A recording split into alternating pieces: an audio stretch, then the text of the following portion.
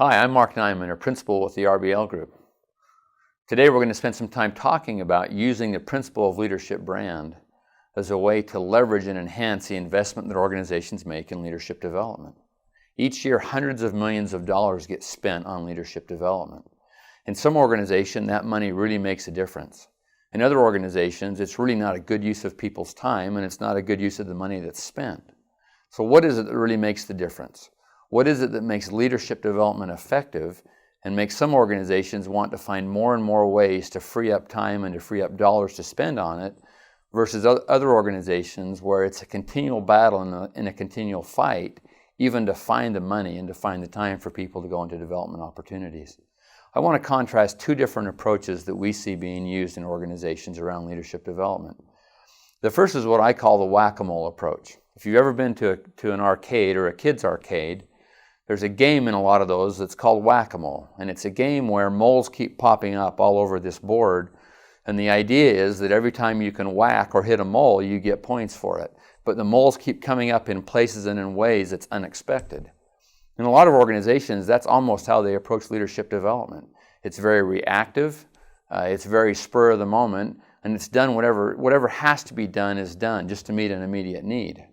The contrast to that is organizations where there's a nice overarching architecture that's used to frame the leadership development. There's a very clear purpose in place.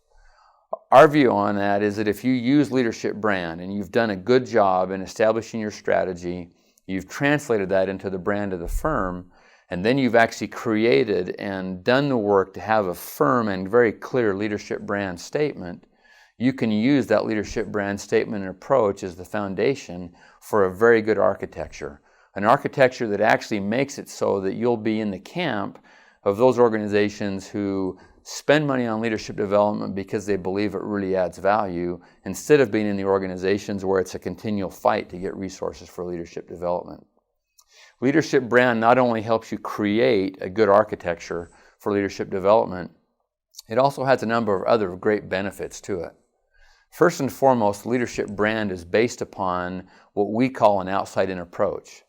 That simply means that you're not doing leadership from the mindset of saying what happens to be the individual need of a few leaders or how you might be worried about the style that people have. You're actually getting above and beyond that because you're basing your leadership approach on what investors are asking your organization to produce.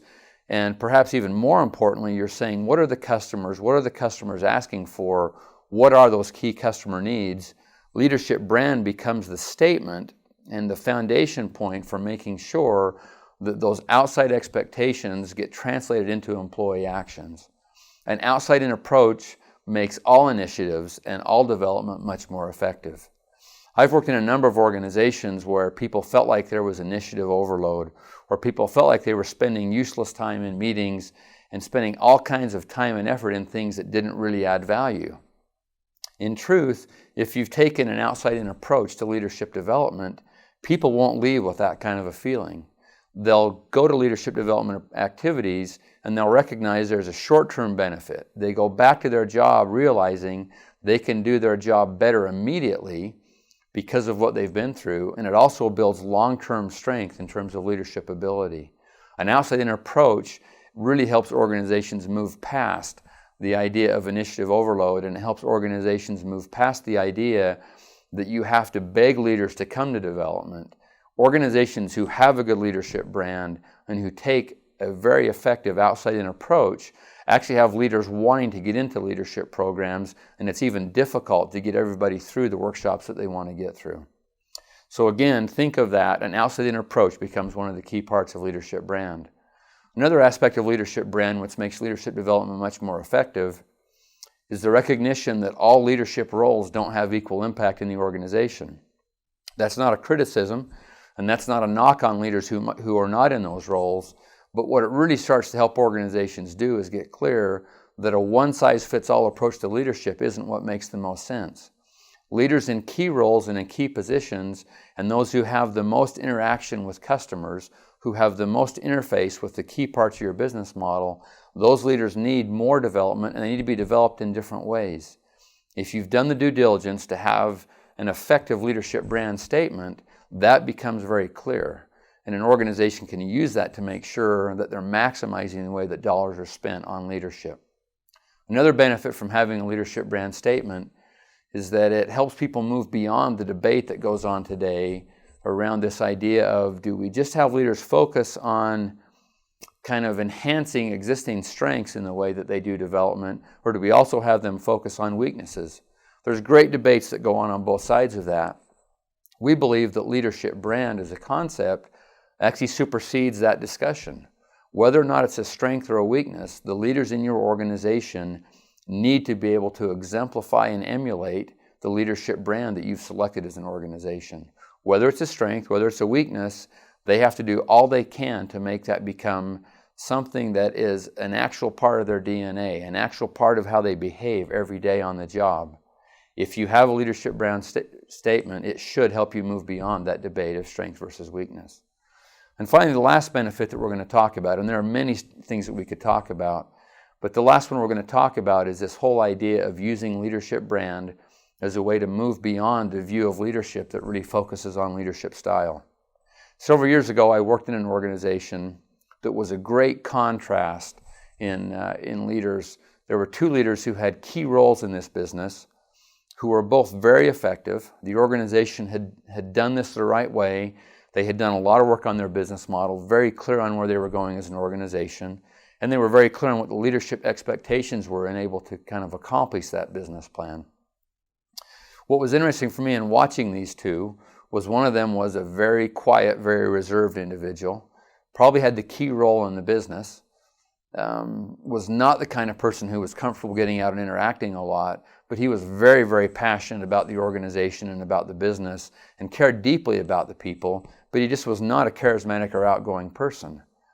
The other leader was one who was very outgoing, very social, very good at engaging people, very good at keeping people involved, and was really someone who you could have stand up in front of a group anytime, even spontaneously, and he could motivate people very well.